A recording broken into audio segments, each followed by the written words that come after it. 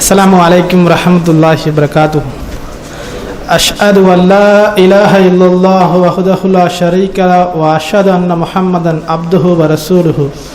اللهم صل على محمد وعلى آل محمد كما صليت على إبراهيم وعلى آل إبراهيم إنك حميد مجيد.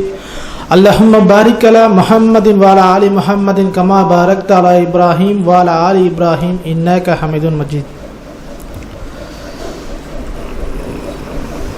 கண்டதையெல்லாம் கடவுள் என்று வணங்கி கொண்டிருந்த என்னையும் என்னை போன்ற சகோதர சகோதரிகளையும் மூட பழக்க வழக்கங்களை விட்டும் சாஸ்திர சம்பிரதாயத்தை விட்டும் தன்னையே வணங்க அழைத்த வல்ல இறைவன் அல்லாஹ்வுக்கே அனைத்து புகழையும், மனித சமுதாயத்திலே சிறந்த முன்மாதிரியான முஹம்மது நபி ஸல்லல்லாஹு அலைஹி வஸல்லம் அவர்கள் மீதும் அவர்களின் குடும்பத்தார் மீதும் சத்திய சஹாபாக்களின் மீதும் சமாதானம் உண்டாவதாக என்று கூறியவனாக என்னுடைய இந்த உரையை ஆரம்பம் செய்கிறேன். அதாவது எந்த ஒரு முக்கியமான விஷயத்தில் நாம் இப்போ இருக்கோம்னா, இந்த நாட்டில் இருக்கக்கூடிய நாம் பொதுவாகவே ஒவ்வொரு அதிகமாக தெளிவாக சொல்லணும்னா நம்மளுடைய நாட்டில் இப்போ என்ன விஷயம் தெளிவாக நடந்துட்டு இருக்குன்னா, அரசியல் லாபத்துக்காக மனிதர்களை பல பிரிவாக ஆக்கி கொண்டு அரசியல்வாதிகள் ஆதாயம் தேடிக்கொண்டிருக்கிறார்கள். அதில் குறிப்பாக உலகத்திலேயே இந்த முஸ்லீம் சமுதாயத்தை மட்டுமே மைய பகுதியாக வச்சுட்டு அவங்களை கொண்டே தான் ஆதாயம் தேடிட்டு இருக்காங்க. இதை நான் எப்படின்னா, இஸ்லாத்துக்கு வர்றதுக்கு முன்னாடி எல்லாருமே நினைக்கிற மாதிரி தான் நான் நினச்சிட்டு இருந்தேன். அதில் அதிகமாக எனக்கு ஈர்க்கப்பட்ட ஒரு விஷயம் என்னென்னா, இந்த டிசம்பர் 6 முஸ்லீம்கள் ஆர்ப்பாட்டம் செய்யக்கூடிய நாள், பள்ளிவாசலெல்லாம் போலீஸ்கள் குவிக்கப்படக்கூடிய நாள். அப்போது இஸ்லாத்துக்கு முன்னே இருக்கும் பொழுது எனக்கு இல்லை, பொதுவாகவே மக்கள் எண்ணத்தில் இந்த அரசியல்வாதிகளும் இந்த பிற்போக்குவாதிகளை உண்டாக்குற விஷயம் என்னென்னா, முஸ்லீம்களோடு தான் இதுக்கு முழுக்க காரணமாக இருக்காங்க.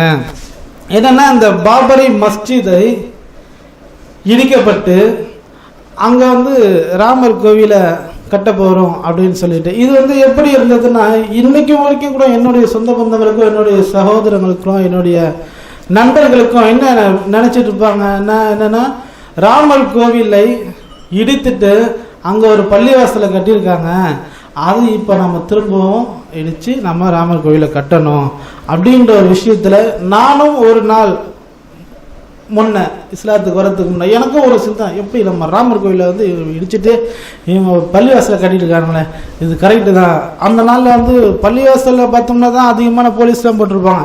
ஏன் அந்த நாளில் குண்டு வச்சுருவாங்க, அதனால் முஸ்லீம்களுக்கு பயங்கரமாக பாதுகாப்பு. இப்படியே தான் இன்ன வரைக்குமே மக்களை முட்டாளாக்கி வச்சுருக்காங்க.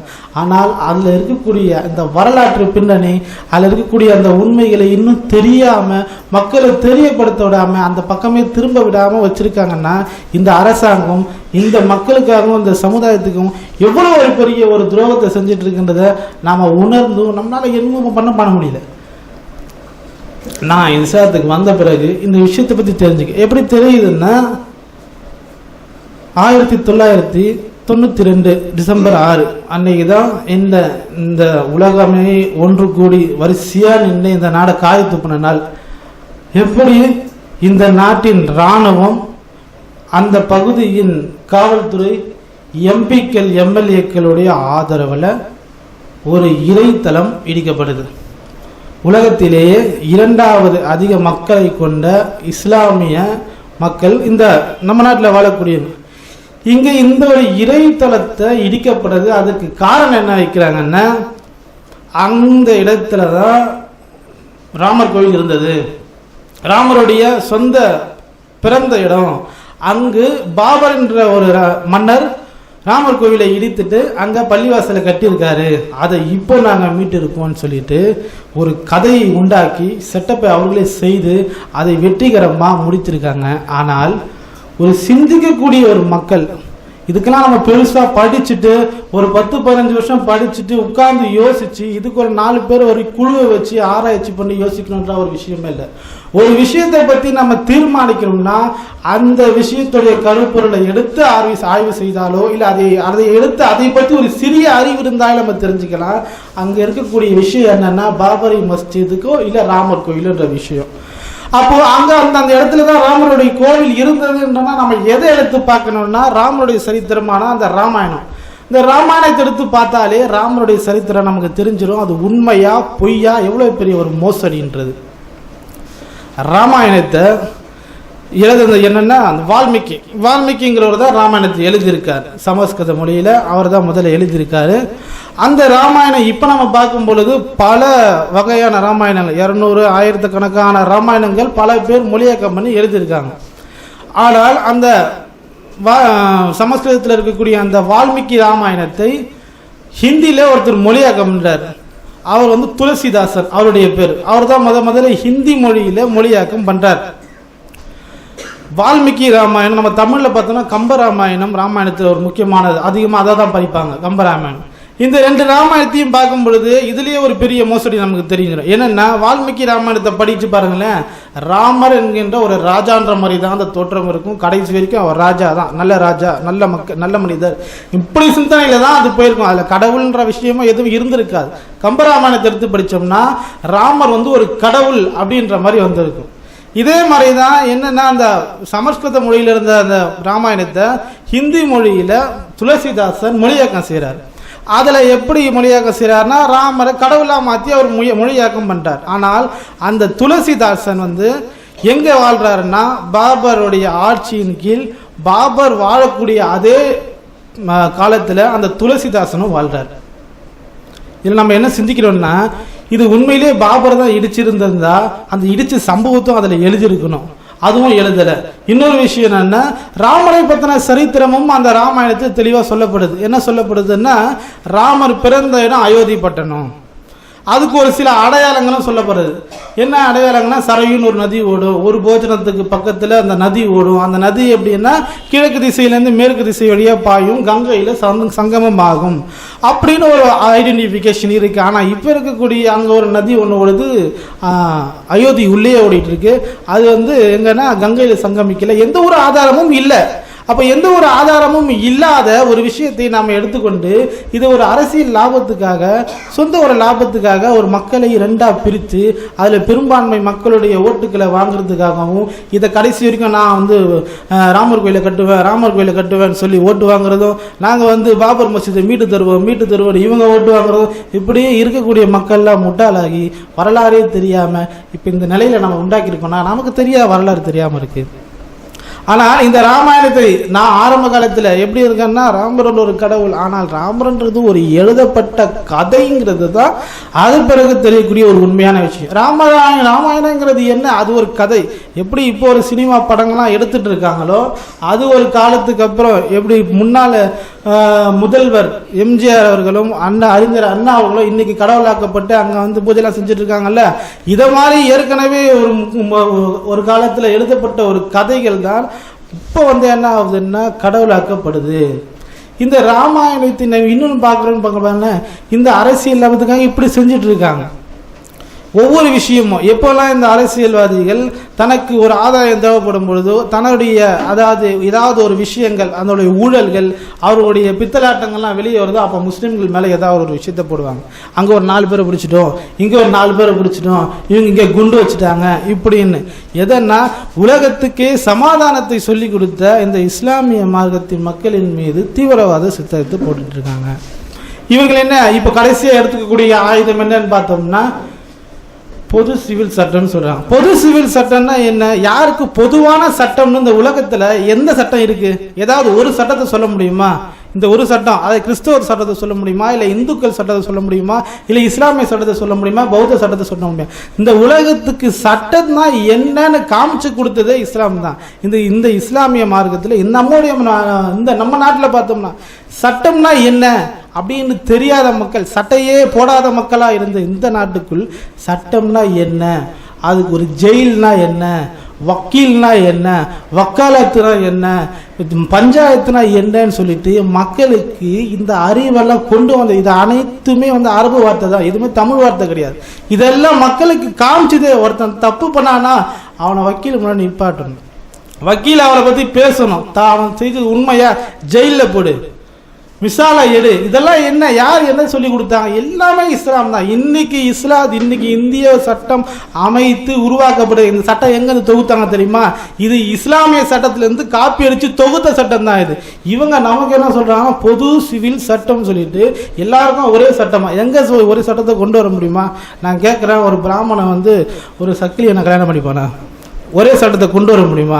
இவன் கோவில் அவன் பூஜை பண்ணுவானா, அவன் கோவில் இவன் பூஜை பண்ணுவானா? இல்லை அவனை மாதிரியே நான் ட்ரெஸ் போட முடியுமா? இந்தியாவில் இருக்கக்கூடிய பல மாநிலங்கள் இருக்கு, எல்லாருக்கும் ஒரே ட்ரெஸ் மாதிரி போட முடியுமா?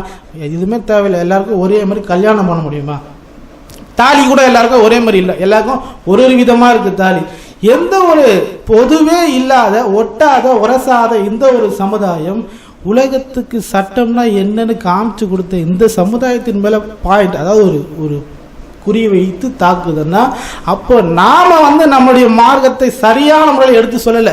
சொல்லியிருந்தா கேட்பாங்களா? மக்கள் என்ன சொல்லுவாங்க, ஐயோ நீ அவங்கள போய் கேட்டு இருக்கிய, அந்த சட்டத்துக்கு உன் சட்டத்துக்கு என்ன, நீ ஃபர்ஸ்ட் அதை பாரு, அப்படிலாம் சொல்லியிருக்கணும். அப்போ நாம என்ன பண்ணியிருக்கோம்னா உண்மையான இந்த இஸ்லாமிய மார்க்கத்தை மக்களிடத்தில் கொண்டு போய் சேர்க்க வேண்டிய விதத்தில் சேர்க்க தவறிட்டு இருக்கோம். முன்னோர்களிலிருந்து இன்ன வரைக்கும் நம்ம என்ன பண்றோம், இந்த சட்டத்தையும் இந்த இஸ்லாமிய மார்க்கத்தையும் மக்களிடத்தில் கொண்டு போய் சேர்க்கல. இன்னைக்கு உலகத்தில் பார்க்கணும்னா முகமது நபி அவர்களை மாதிரி ஒரு சீர்திருத்தவாதியை நம்ம கொண்டு வர முடியுமா?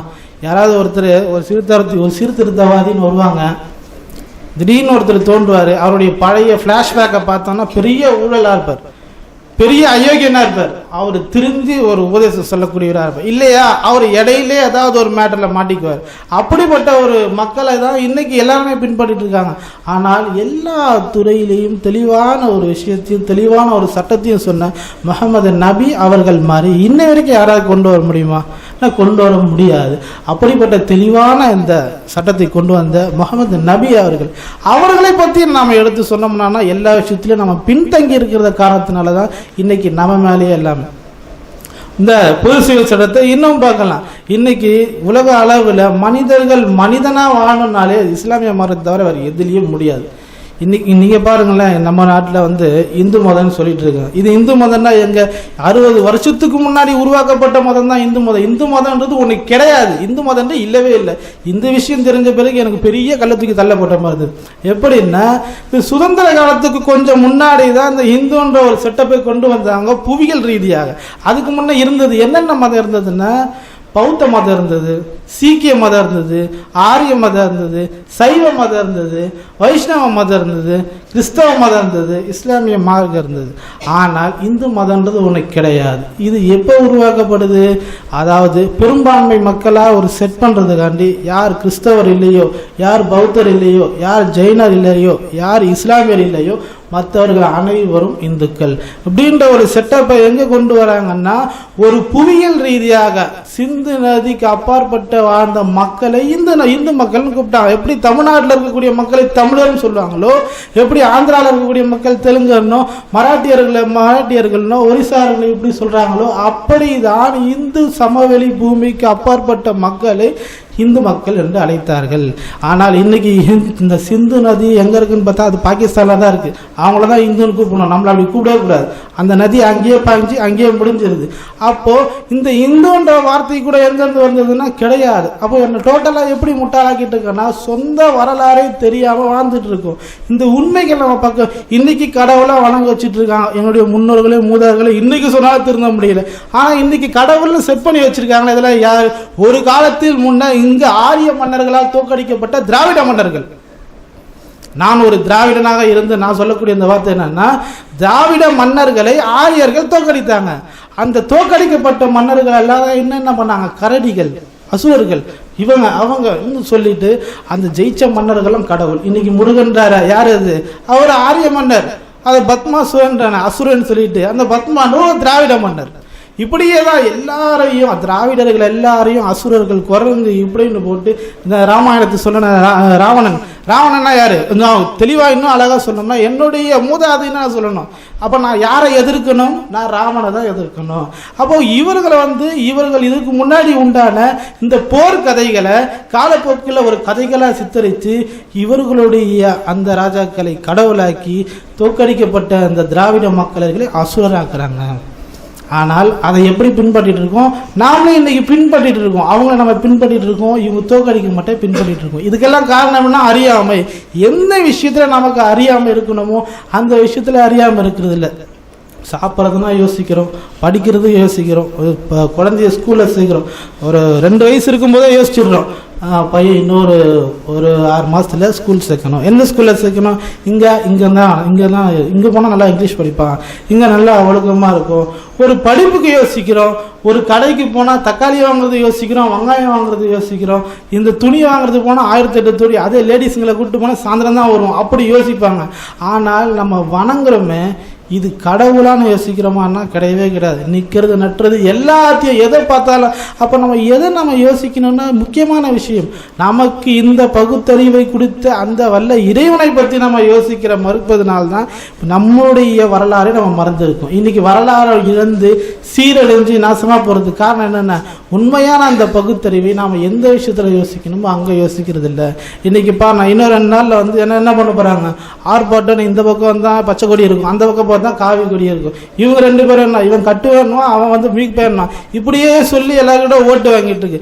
அது என்ன? இவங்களுக்குள்ள சமாதானத்தை இந்த மக்களுக்கு உண்டாக்குனது இந்த இஸ்லாத்தை தவிர வேற எந்த ஒரு விஷயத்துல நம்ம சமத்துவத்தை கொண்டு வர முடியும்? இன்னைக்கு நம்ம பார்க்குறோம், ஒரு கோவிலுக்குள்ள போறோம், எல்லாரும் உள்ள போயிட முடியுமா?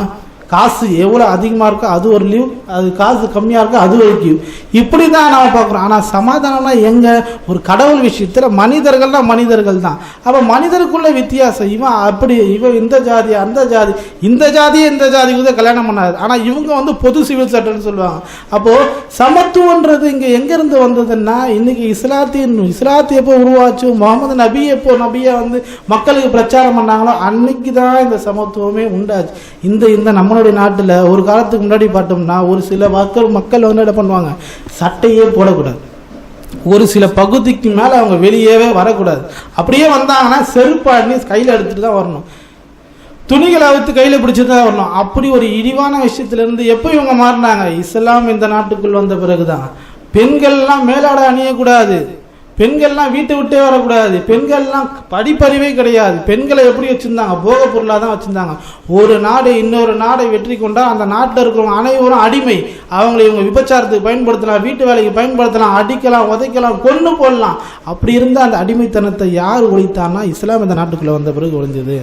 இஸ்லாம் இன்னைக்கு இந்த ஆரிய மக்கள் பிராமணர்கள் அதிகமாக இஸ்லாத்தை வெறுக்கிறதுக்கு காரணம் என்ன தெரியுமா? இந்த இஸ்லாம் இந்த நாட்டுக்குள்ளே உள்ள வரும் பொழுது போர் நடக்குது. அப்போ இஸ்லாமிய படைகளுக்கு பின்னாடி இருக்கக்கூடிய எல்லாரும்லாம் இந்த சமய மக்களாக தான் இருந்தாங்க. அதிகப்படி மக்கள் ஒரு சில பகுதிக்குள்ளே என்றாகும் பொழுது தடுத்தாங்க. அங்கே இருக்கக்கூடிய தளபதிகள், இஸ்லாமிய அந்த படையில் இருக்கக்கூடிய தளபதிகள், முகாலய தளபதிகள் தடைக்கிறாங்க. என்ன தடுக்கிறாங்கன்னா, இந்த பகுதிக்குள்ளே நம்ம போகக்கூடாது. ஏன் போகக்கூடாதுன்னா, இது அக்ரகாரம் அப்படின்னா என்ன? இல்லை, அது உயர்ந்தவர்கள் மட்டுமே இருக்கக்கூடிய இடம், அங்கே நம்ம போகக்கூடாது. என்ன உயர்ந்தவர்கள்? அவங்க தான் கடவுளுடைய பிள்ளை. அப்போ நாங்களாம் யாரு? ஃபர்ஸ்ட் அந்த அடுத்த அடி, ஃபர்ஸ்ட் அதை நொறுக்கு. அப்படி எங்கே இந்த சமத்துவத்தை கொண்டு எல்லாருமே சமந்தான் அப்படின்ற ஒரு சித்தாந்தத்தை இந்த நாட்டுக்குள்ள கொண்டு வந்தது இஸ்லாம் தான். இன்னைக்கு இருக்கக்கூடிய தாழ்த்தப்பட்ட மக்கள், இன்னைக்கு அரசியல்வாதிகள்னா இந்த ஃபார்மில் ஒரு வேலைக்கு கொடுக்கணும்னா அதில் ஜாதி கேட்பான். ஆனால் டிக்ளேராக பேச முடியுமா யாராவது? இவங்கெல்லாம் தாழ்த்தப்பட்டவர்கள், இவங்க இந்த வேலை தான் செய்யணும், இவங்க கோயிலுக்குள்ளே வரக்கூடாதுன்னு அறிவிப்பு செய்ய முடியாது. அப்படி ஒரு காலகட்டம் உண்டானது காரணமே இஸ்லாம் வந்த பிறகு தான். எப்போ ஒரு சமத்துவம் அவங்களுக்கு காட்டப்பட்டதோ அதெல்லாம் இஸ்லாம் வந்த பிறகுதான் இந்த நாட்டுக்குள்ள அவ்வளோ ஒரு விஷயங்கள் நடந்திருக்கு. இன்னைக்கு இந்த இஸ்லாத்தை இவங்க வழிக்கிறதுக்கு என்னதான் நினைச்சாலும் இஸ்லாம் முடியாது. ஆனால் இவங்க வேற ஒரு சித்தாந்தத்தை கொண்டு வந்துட்டு இருக்காங்க. என்ன கொண்டு வந்துட்டு இருக்காங்கன்னா, இதுக்கு முன்னாடி இன்னொரு விஷயத்தை நான் பதிவு பண்ணுறேன். என்னன்னா, நான் இஸ்லாத்துக்கு பேரில் கெசட்டில் பேரை மாற்றிட்டு நான் ஏதோ ஒரு நாள் சும்மா சரி இதை பார்ப்போமேன்னு சொல்லிட்டு அந்த கெசட் புக்கை நான் திறந்து படிக்கிறேன். ஒன்றா இந்த நாளில் நான் பேரை மாற்றின நாளில் எத்தனை பேர் மாற்றிருக்காங்கன்னு பார்க்குறேன். 96 பேர் மாற்றிருக்காங்க. அதில் நான் அப்படியே லிஸ்ட்டு போடுறேன். 63 பேர் முஸ்லீமாக மாற்றிருக்காங்க. 63 பேர், 96 பேர்ல 63 பேர் முஸ்லீமாக இருக்கு. இதில் ஒரு கிறிஸ்தவத்தில் ஒரு 20 பேர் என்னவோ மாறி இருக்காங்க, அதில் ஒரு 4 பேர், அப்புறம் பௌத்தத்துலேயே வர மாறி இருக்காங்க. இப்படி போட்டிருந்து நான் என்ன நினச்சேன்னா, இதெல்லாம் இல்லாமல் நம்ம தான் புதுசாக முஸ்லீமாக மாறி இருக்கோம், இதெல்லாம் முட்டா பசங்க, நமக்கு தான் ஏதோ புதுசாக மூளை வந்திருக்குன்னு நினச்சா, இதில் பார்த்தா இவ்வளோ பேர் இஸ்லாத்துக்கு மாறிட்டு இருக்காங்களே. அப்போ நம்ம வந்து ஒரு சின்ன ஒரு கருத்து கணிப்பில் பார்க்கும் பொழுது இது மாநில அளவில், மாவட்ட அளவில், இது வந்து உலக அளவில், இது நாட்டு அளவில் பார்க்கும் பொழுது இந்த எண்ணிக்கை எப்படி இருக்கும்? அப்போது ஒரு காலகட்டத்தின் பிறகு இன்னொரு 15 வருஷம் 20 வருஷத்துக்கு பிறகு இஸ்லாம் டாமினேஷன் இந்த நாட்டுக்குள்ளே வந்துடும். அது வரக்கூடாதுன்ற காரணத்தினால தான் இன்னை வரைக்கும் இந்த மார்க்கத்தின் மேலே, மக்களின் மேலே தவறான விஷயத்தை போட்டுக்கிட்டே இருப்பாங்க. எப்படி ஒரு விஷயம் வந்து டம்மியாகவும் உடனே இன்னொரு விஷயத்தை கொண்டு வந்துடுவாங்க. இப்போ அது லேட்டஸ்ட்டாக என்ன கொண்டு வந்திருக்காங்க, இந்த மார்க்கத்தை ஒழிக்க முடியாது. யாரை ஒழிக்கலான்னா அந்த மக்களை யார் வந்து இஸ்லாத்தை சொல்கிறாங்க அவங்கள நடுக்கம் கொண்டு வந்துடணும், பயப்பட வைக்கணும். அவங்களாம் வந்து வெளியே சொல்லக்கூடாது. அப்படி சொல்கிறதுக்கு பயத்தை கொண்டு வந்தால் ஓரளவுக்கு இன்னொரு 10 வருஷம் நம்ம இதே மாதிரி ஊழல் பண்ணிகிட்டு இருக்கலாம் அப்படின்ற ஒரு சித்தாந்தம் இன்றைக்கி தாயிக்கள் கிட்ட வர யாரெல்லாம் அழைப்பாளர்கள், அழைப்பு மையங்கள் இங்கே கையை வச்சுட்டு இருக்காங்க. அப்போ இப்போ இங்கே எப்படி கை வச்சுட்டு இருக்காங்க. இங்கே இப்போ பொதுவாக பார்த்து இப்போ பார்க்கும்போது என்னென்னா, ஜாகிர் நாயக் சொல்லிட்டு உலக அளவில் தன்னை, அதாவது இந்த மார்க்கத்தை பற்றி மக்களுக்கு தெளிவாகவும் மற்ற மார்க்கத்தின் விஷயத்தை வந்து மக்களுக்கு உணராக இருக்கக்கூடிய அந்த விஷயத்தையும் மக்களுக்கு தெளிவாக சொல்லிட்டு இருக்காங்க. எப்படி சொல்கிறாங்க, இன்னைக்கு இருக்கக்கூடிய மக்கள் வந்து சொந்த மார்க்கத்தை பற்றி தெரியல, இந்த மார்க்கம் என்ன விஷயம் சொல்லுதுன்னு தெரியல. ஆனால் அவர்கள் வந்து அவர் என்ன பண்ணுறாங்க, உலக அளவில் மக்களுக்கு தெளிவான ஒரு விஷயம். இன்னைக்கு நான் இஸ்லாத்துக்கு வரேன்னா இந்து மதனா என்னன்னு ஜாகிர் நாயக் அவர்களுடைய பேச்சு கேட்ட பிறகுதான் தெரியுது. பல பேர் வந்து இங்க உட்கார்ந்துட்டே கூட என்ன இவங்க புதுசாக பேசுறாங்க, இவங்க எதை தெரியாம அறியாம பேசுறாங்க நினைக்கலாம். ஆனால் அந்த ஒரு விஷயத்தை நம்ம வாங்கி படிக்கும் பொழுது, அதை பார்க்கும் பொழுது நமக்கு தெரியுது நாம எவ்வளவு ஒரு பெரிய அறியாமல் இருந்திருக்கோம், இவ்வளவு வரைக்கும் நம்ம தெரியாம இருந்திருக்குமே. நம்ம முன்னோர்களை பின்பற்றினோம், ஆனா பின்பற்ற வேண்டிய வகையில பின்பற்றல, அவங்களுடைய தவறுகளை அப்படியே நம்ம பின்பற்றிட்டு இருக்கோம். அப்போ இந்த வந்து என்ன பண்றாங்க, இந்த அழைப்பாளர்களை கையை வைத்து விட்டால் இவர்கள் வந்து பிரச்சாரம் பண்ண மாட்டோம். நான் கேட்கிறேன், இந்த அழைப்பாளர்களும் இவங்க ஒரு 4 பேரை பிடிச்சி ஜெயிலில் போட்டு, இல்லை நான் ஒரு 10 பேரை கூட கொண்டு விட போட்டோமே, இந்த மார்க்க பணியெல்லாம் விட்டுருவோம்னு நினைக்கிறாங்களே, இந்த மார்க்க பணியை நின்றுடும் நினைக்கிறாங்களான்னு கேட்குறேன். இந்த முகமது நபி அவர்களை காஃபிரவங்க கேட்குறாங்க, ஒரு ஹதீஸில் வருது, முகமது உன்னுடைய படம் ரொம்ப சிறியதாக இருக்கு, ஆனால் நீங்கள் வெற்றி பெற்றுறீங்களே எப்படின்னு. முகமது நபி, அல்லாஹ்வுடைய இறுதி தூதர் முகமது நபி அவங்க சொல்கிறாங்க, உனக்கு பின்னால் இருக்கக்கூடிய கூட்டம் எப்படிப்பட்ட கூட்டம், மதுவை நேசிக்கக்கூடிய கூட்டம். எனக்கு பின்னாடி இருக்கக்கூடிய கூட்டம் மரணத்தை நேசிக்கக்கூடிய கூட்டம். நீங்க வந்து வாழ்றதுக்காக சண்டை போட வரீங்க, நாங்க சாகிறதுக்குன்னே சண்டை போட வரோம். அப்ப நான் சாகிறதுக்கு தயாரா இருக்கும் பொழுது, நாங்க மரணத்தை நேசிக்கும் பொழுது நீ கொல்றன்னு நீ காமிச்சிட்டா நாங்க பயந்துருவோமா? இது இன்னும் அதிகமாக தான் வளர்ந்துட்டு இருக்கும். அப்போ எப்படி இந்த மார்க்கத்தை ஒன்றும் பண்ண முடியாது. இதை வந்து யார் பாதுகாத்துட்டு இருக்கான்னா இறைவன் பாதுகாத்துட்டு இருக்கான். இறைவன் பாதுகாக்கக்கூடிய அந்த விஷயத்த நீ என்னென்னலாம் சித்து வேலை காமித்தாலும் அதுதான் இஸ்லாத்துக்கு விளம்பரம். என்ன விளம்பரம்? நாங்கள் விளம்பரமே பண்ண மாட்டோம், நீங்களே விளம்பரம் பண்ணிப்பீங்க. இவங்க இப்படி பண்ணுறாங்க அப்படி பண்ணுறாங்க. இன்னைக்கு ஜாகிர் நாயக் காமிச்சோன்னா ஜாகிர் நாயக் வீடியோலாம் பல பேர் பார்க்க ஆரம்பிச்சாங்க, அதனால ஆன்லைனை முடக்கிறாங்க. இப்படி எதெல்லாம் இவங்களுக்கு கொண்டு வராங்களோ அதெல்லாம் தான் இஸ்லாத்துக்கு ஆயுதமாக இருக்கிறது. அப்போது இந்த இஸ்லாத்தை வந்து நாம் எந்த அளவுக்கு நாம் தெரிஞ்சு மக்களுக்கு சொல்லணுன்ற ஒரு விஷயத்தில் தான் இருக்கும். இன்றைக்கி எந்த ஒரு தலைப்பை எடுத்தாலும் இஸ்லாம் தான் அதில் முதல்ல இருக்கும். ஒரு சட்டத்தை கொண்டு வரத வர இன்னைக்கு சட்டத்தை மாற்றிக்கிட்டே இருக்காங்க. ஒரு தவறான ஒரு தவறுக்கு என்ன தண்டனை, இந்த தண்டனை கொடுக்கலாம், அதையும் மிஞ்சி அதில் ஒரு ஓட்டையை கண்டுபிடிச்சு அதில் புந்துடுறாங்க. அப்போது ஒரு தவறுக்கு ஒரு சட்டத்தையே காலப்போக்கில் மாற்றிக்கிட்டு இருக்கும் பொழுது எது சரியான சட்டம்னா கடைசியாக வந்துடுறாங்க, அரபு சட்டத்தை கொண்டு வந்தால் தான் இந்த நாடு திருந்தோன்னு. அதை தானே இங்கே சொல்லிட்டு இருக்கோம், இறைவனுடைய சட்டத்தை கொண்டு வந்தால் இந்த நாட்டுக்கும் சரி இந்த உலகத்துக்கும் வெளிச்சம் உண்டாகும். இன்னைக்கு பெண்களை நாம் பார்க்குறோம், அதிகமான பெண்கள் இஸ்லாத்துக்குள்ளே வராங்க. ஏன் வராங்க? உண்மையிலே தெளிவாக சொன்னோன்னா, ஒரு பொண்ணாக வாழணும்னா இஸ்லாத்தை தவிர வேறு எங்கேயும் வாழவே முடியாது. உதாரணத்துக்கு கணவனை இழந்த பெண்ணுன்னு, ஒரு கணவனை இழந்த பெண்ணு இவர் வெளியே கூட வரத்துக்கு ஒரு பெரிய விஷயம். போகிற போக்கில் அப்படி பார்த்துட்டு போட்டால், போகும்போது ஒரு முண்டச்சியை பார்த்துட்டு போயிட்டு போகிறக்காரங்களுக்கு குடும்பம், அவங்களுக்கு கல்யாணத்தில் கேள்விக்குறி, வரதட்சணை, அவங்களுக்கு பிள்ளை பெற்றா 4 பொண்ணை பெற்றுட்டா அது ஒரு பிரச்சனை, 4 பட்டாவட்டியாக பற்றி ஒதுப்பிச்சிட்டேன்னு சொல்லிட்டு. அப்போ ஒரு பெண்களுக்கு என்ன ஒரு விஷயம்னா இஸ்லாத்தில் இருக்கு தீர்வு. இன்னைக்கு வந்து இன்னைக்கு எந்த விஷயத்த சொல்லலாம், இந்த விவாகரத்து விஷயத்துல பார்க்கலாம். பெண்கள் அதிகமாக பாதிக்கப்படுறது விவாகரத்து விஷயத்துல பார்க்கலாம். விவாகரத்துக்கு வெயிட் பண்ணி வயசாகி கடைசியாக அவங்களுடைய வாழ்க்கையை நாசமாக போயிடுது. ஆனால் இஸ்லாம் என்ன தீர்வு சொல்லலாம், தலாக் குலாக்குன்னு சொல்லிக்கிற ஒரு விஷயத்த, பெண்களுக்கு குலாக்குன்ற ஒரு சட்டத்தை, இதெல்லாம் என்னன்னே தெரியாம இன்னைக்கு தலைப்பில் நியூஸ்ல செய்திகளை இவங்க பேசிட்டு இருக்காங்க. இதோடைய உண்மை நோக்கம் என்னன்னு தெரிந்தால் இவங்க இஸ்லாத்துக்குள்ள வர்றதுக்கு காரணமா இருக்கும். அப்போ பெண்களை எப்படி பயன்படுத்துறோம் அந்த வகையில பயன்படுத்தாம இன்னைக்கு பார்த்தோம்னா எந்த ஒரு விளம்பரமா இருந்தாலும் அது பெண்களுடைய போட்டோவா தான் இருக்கும், சம்மந்தமே இருக்காது. இந்த புக்கு போட்டா பேனா வாங்கினா கூட பெண்கள் விளம்பரம் தான். இன்னைக்கு சீரியலை போட்டாங்கன்னா ஒரே பொண்ணுங்களா தான் ஆடிட்டு இருப்பாங்க. அப்படி பெண்களை காமித்து பெண்களை விளம்பர பொருளாக ஆக்கி இன்னைக்கு இந்த நாடும் இந்த உலகமும் இருக்கு. ஆனால் இஸ்லாம் என்ன சொல்லுன்னா, அவர்களை கண்ணியப்படுத்துங்கள், அவர்களை பாதுகாத்து வையுங்கள், அவர்களை சீர்படுத்துங்கள். இப்படி இந்த பெண்களா வாழணும்னா சரி, ஒரு மனிதனா வாழணும் சரி, ஒரு அரசியல்வாதி தனது அரசியல் எப்படி பயன்படுத்தணும், மக்களுக்கு எதை செய்யணும் எதை செய்யக்கூடாது, ஒரு இறையாண்மைனா என்ன, ஒரு நாடு எப்படி நடக்கணும்னு சொல்லிட்டு அத்தனை சட்டமும் அத்தனை வல்லுநரும் எல்லாமே ஒரே விஷயத்தை கொண்டு வரணும்னா அது இந்த இஸ்லாமிய மார்க்கத்தை தவிர வேற எங்கேயும் கிடையாது. இப்படி இந்த ஒரு தெளிவான இந்த இஸ்லாமிய மார்க்கத்தை தவிர வேற எந்த ஒரு மார்க்கமும் சொல்ல முடியாது. அப்படிப்பட்ட இந்த மார்க்கத்தில் வல்ல இறைவன் என்னையும் எனது குடும்பத்தாரையும் உங்களையும் உங்கள் குடும்பத்தாரையும் வைத்தது போல் மக்கள் அனைவரையும் இந்த நேரான வழியை காண்பித்து அறியாத மக்களை தெரிய வைத்து இந்த வல்ல இறைவனின் ஆட்சியின் பக்கம் வரவழைக்கும் இந்த அழைப்பு மையங்களுக்கும் அழைப்பாளர்களுக்கும் இறைவன் என்றென்றும் அருள் புரிவானாக என்று சொல்லி எனது உரையை முடித்துக் கொள்கிறேன். அஸ்ஸலாமு அலைக்கும் வரஹ்மத்துல்லாஹி வபரகாத்துஹு.